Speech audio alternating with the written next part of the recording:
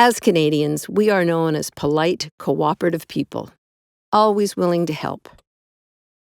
So when we saw Europeans wrestling with new free trade agreements, we thought, we can help with that. We know all about trade because of NAFTA, the North American Free Trade Agreement. NAFTA was signed 22 years ago. NAFTA was meant to grow the economies of all three countries, create hundreds of thousands of new jobs, and generate greater wealth for everyone. But it didn't happen. Canadian manufacturing jobs began moving to the U.S., where labor standards are lower.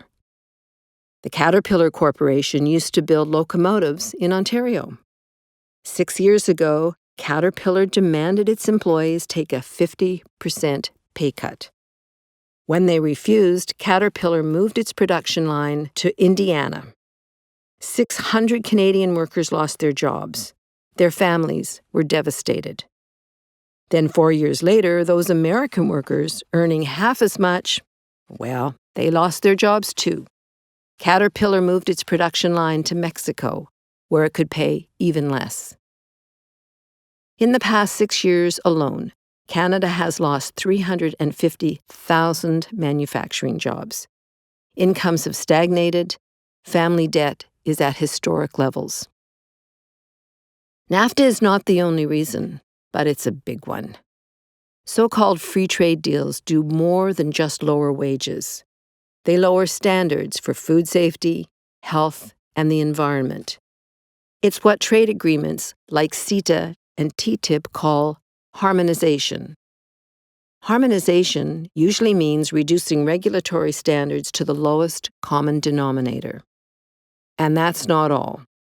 NAFTA gave corporations special rights that are in CETA and TTIP too. Let's say a government puts in a new government regulation. Under NAFTA, if a foreign corporation feels it will hurt its future profits, they can sue. Unlike everyone else, corporations don't have to go through the normal legal system. They get their own VIP system. They can ask special investor-state dispute settlement panels, ISDS for short, to arbitrate. The panel arbitrators are paid thousands of euros a day. It's a lucrative business for an elite cadre of lawyers who call themselves the club. On average, governments pay 4 million euros just to defend themselves. Under NAFTA, Canada has been sued 37 times. It's the most sued developed country in the world. So far, the Canadian government has paid out 135 million euros, mostly to American corporations. Cases worth 1.75 billion euros are pending.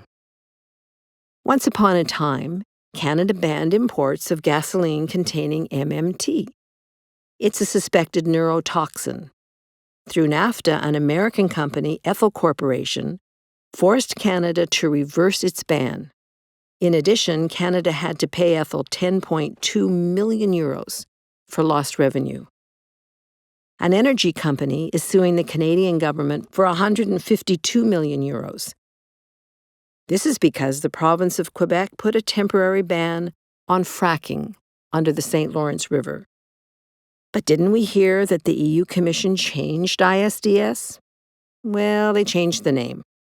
Now they are calling the 3 arbitrators judges, and they will be selected differently. But a fresh coat of paint doesn't change the basic problem. Foreign corporations would still have rights that no one else has. But in NAFTA, those were big, bad American companies, right? After all, Canada's regulatory standards are a lot like Europe's. Harmonizing European and Canadian standards shouldn't be anything to worry about, eh? Well, no. Here's the problem.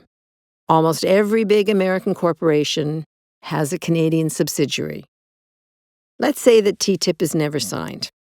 Through CETA, nearly 42,000 American corporations could use their Canadian subsidiaries to challenge the EU's environmental, health, and labor standards. With CETA, the EU predicts small growth. Is this deal really worth it? These trade deals put our democracies at stake. On both sides of the Atlantic, we are uniting to defeat these deals. We can stop CETA, and we need to do it now. Join us.